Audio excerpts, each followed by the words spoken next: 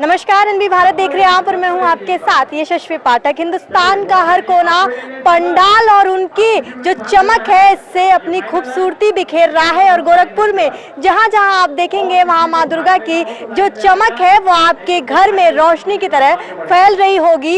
इसी तरीके से प्राचीन और प्रख्यात पंडाल में अभी मेरी मौजूदगी है। यानी रेलवे का ये पंडाल है और माता की मुस्कुराहट बता रही है, भक्तों की मुस्कुराहट बता रही है कि ये जो प्राचीन और प्रख्यात पंडाल इतने समय से माँ की जो विश्वसनीयता है इस पर भक्तों का विश्वास क्यों बना हुआ है। हमारे साथ लोग मौजूद हैं जो सेवा करते हैं, पुजारी है हमारे साथ। अच्छा, आप लोग बंगाल से हैं? पहले तो शुरू करेंगे यहीं से कि भालूभाषी है कि नहीं गोरखपुर? बहुत अच्छा है। गोरखपुर तो हम पिछले किन्हीं सालों से आ रहे हैं। कितने सालों से आ रहे हैं? 3 साल शायद इस साल। कैसा लगता है गोरखपुर? बहुत अच्छा है, गोरखपुर का वासी बहुत अच्छा है। हाँ। आप लोग? हम बंगाल से आए। बंगाल से। वो रसगुल्ला की महक आपको गोरखपुर में नजर आ रही है लोगों की तरफ से? हाँ। मिठास है गोरखपुर में? हाँ। अच्छा, आप ट्रांसलेट भी करेंगे? शायद इन लोगों को आप बंगाल में बंगाली आती है तो हिंदी में थोड़ा दिक्कत है। हिंदी बोलते हैं? अच्छा, लगातार कितने सालों से ये पंडाल का अगर इतिहास की बात करें तो? 1948 से। हाँ? 1948 से यहाँ पर 48 48 से निरंतर ये होता चला रहा है। तो ये कितना विस्तार हुआ है? अगर सालों सालों में बात करें, हर साल एक विश्वास इसमें विस्तार होता है। हर एक साल बहुत पहले ये इसकी जो है एक सीमित दायरा थी, एक सीमित दायरा, केवल वेदी पे पूजा होता था।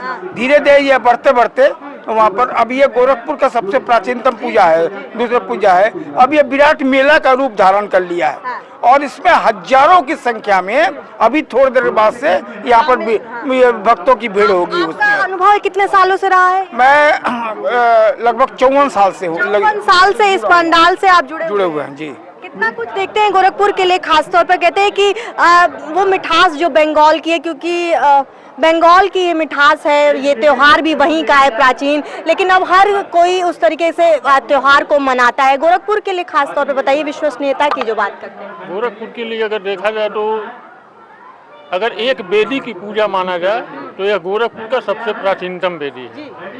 और समिति में लिया जाए तो बंगाली समिति है। हाँ।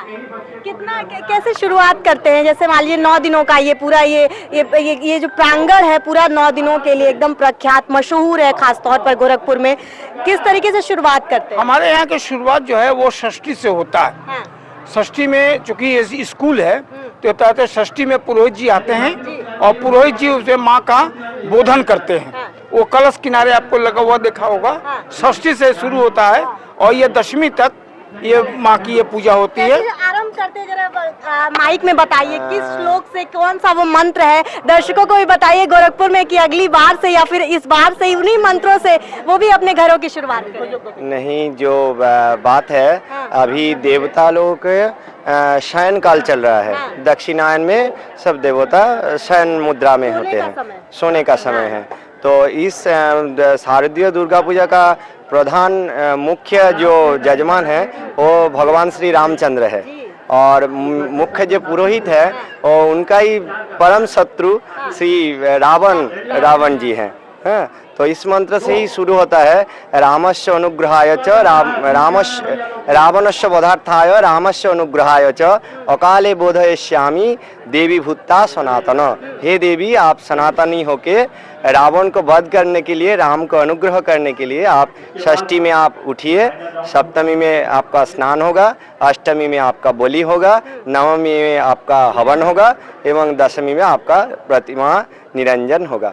और दशमी के दिन हम बोलते हैं जे हे देवी, आप जो प्रतिमा में आए थे वो हमारे हृदय में पुनराय आप आगमन करिए। हमारा यहाँ पर बंगाली कल्चर में देवी का कभी भी विसर्जन व निरंजन नहीं होता है। एक प्रतिमा से दूसरे प्रतिमा में देवी प्रत्यागमन करते हैं, कभी मीनमयी प्रतिमा में, कभी चिन्मयी प्रतिमा में। अच्छा, ये जो दशहरे का ये जो रिचुअल है, ये कहा जाता है कि बुराई पर अच्छाई की जीत की वजह से ये 10 दिन वो युद्ध चला रावण को खत्म करने के लिए। फिर दिवाली भी आएगी जिसमें अयोध्या जाना होता है श्री राम जी का। किस तरीके से देखते हैं कि अब क्योंकि बुराई पे अच्छाई की जीत है, हर बार क्या वो अनुभूति होती है हर दशहरे के बाद? हाँ, वो तो जरूर होती है, बदलाव लोगों के और आपके में आती है। जरूर तो होती ही है शायद। हाँ, पावर है, सुपर माँ पावर है, माँ तो जितनी बार ही आती हैं हाँ। उतनी बार ही आनंद, खुशी, एक मुस्कान सबका मुख में वो आती ही है। वो बोलने वाला कोई भी वस्तु नहीं है, और देखने से ही वो पता चल देता है ये ऐसा होता है। अच्छा, रावण दहन के लिए भी होते हैं आप? नहीं, रावण दहन के लिए में हम नहीं 10 होते। दिन की माता की पूजा? 10 दिन की दशमी की दिन हम पूजा करने के बाद फिर से हम बंगाल ही चले जाते हैं। बंगाल चले जाते हैं, फिर अगले साल आएंगे? फिर अगले साल माता का तीसरा साल है। हाँ? देखिए 54 सालों का इतिहास है। एक अभी सर ने जैसा बताया कि 54 सालों से जुड़े हुए 1948 में ये पंडाल की शुरुआत हुई थी, लेकिन खुशियां और चेहरों पर जब वो मुस्कुराहट देखते हैं, भगवान की जब पूजा के बारे में हम बात करते हैं, जब मंत्र की हम बात करते हैं, अभी पुरोहित जी ने मंत्र बताया आपको, और मैं हमेशा ये कहती हूँ कि हर पंडाल की खूबसूरती उसके इतिहास से जुड़ी होती है, उसके उन लोगों से जुड़ने से उस पंडाल की खूबसूरती होती है जो कई सालों से माँ की सेवा में लगे रहते हैं। हर साल माँ की सेवा कुछ बदलता है या फिर उसी हिसाब से हर साल इंतजार रहता है? नहीं, इंतजार तो हर साल रहता ही है माँ का, और उसमें कुछ पूजा की पद्धति वही रहती है, उसमें कोई परिवर्तन नहीं होता है। उसकी जो अनुषंगिक पद्धति है, जैसे हमारे यहाँ जीएम जो है वो महाप्रबंधक पूर्वोत्तर रेलवे उद्घाटन करते हैं, उस उद्घाटन समारोह में थोड़ा हम लोग परिवर्तन करते हैं हर बार करने के लिए। मेले में थोड़ा परिवर्तन करते हैं, जो कल्चरल प्रोग्राम होता है सांस्कृतिक उस पर पड़ता है, लेकिन मूल जो पूजा है वो मूल रूप से ही होता है, उसमें कोई परिवर्तन, कोई छेड़छाड़ नहीं किया जाता है। अच्छा, सफाई की बहुत वो ध्यान दिया जाता है, किस तरीके से उन चीजों का भी ख्याल रखते हैं?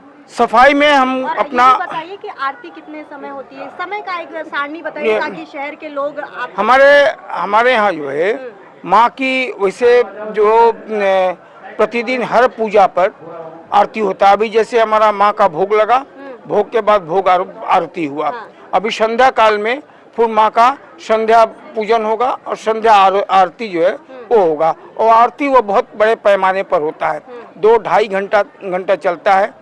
आरती में बच्चे भाग लेते हैं, बच्चे आरती में आरती डांस करते हैं।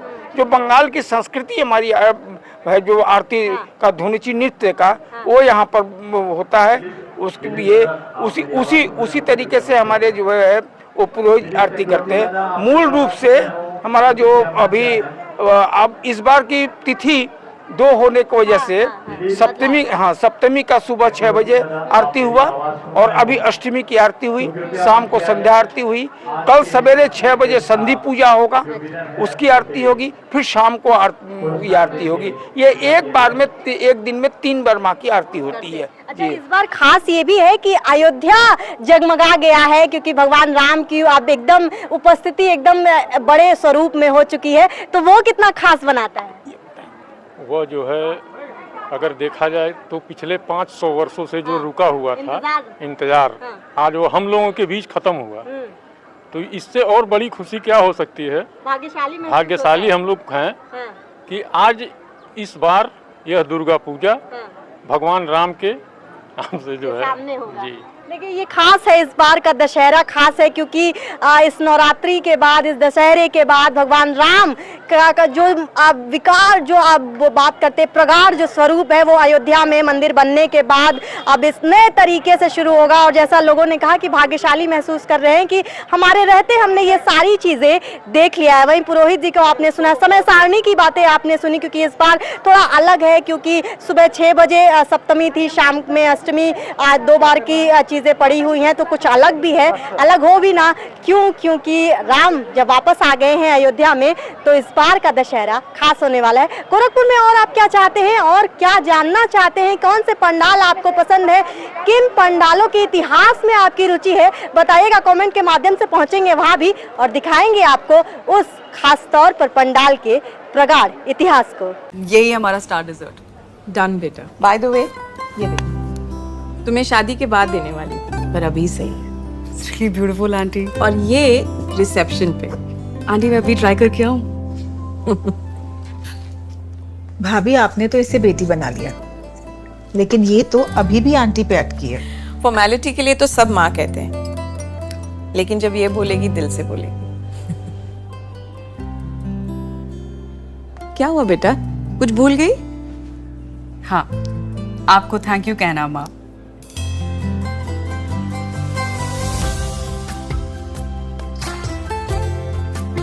एशप्रा, जश्न सच्चाई का।